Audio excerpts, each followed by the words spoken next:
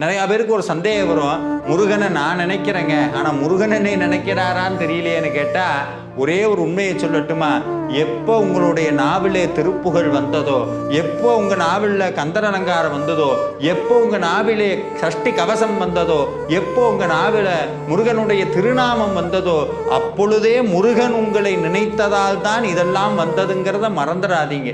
அதனாலதான் சுவாமி சொன்னார், விழிக்கு துணை திருவெண்மலர் பாதங்கள், மெய்மை குன்றா மொழிக்கு துணை முருகா எனும் நாமங்கள், முன்பு செய்த பழிக்கு துணை அவன் பன்னிருதோலும், பயந்த தனி வழிக்கு துணை வடிவேலும் செங்கோடன் மயூரமுமேன்னு சொன்னார்.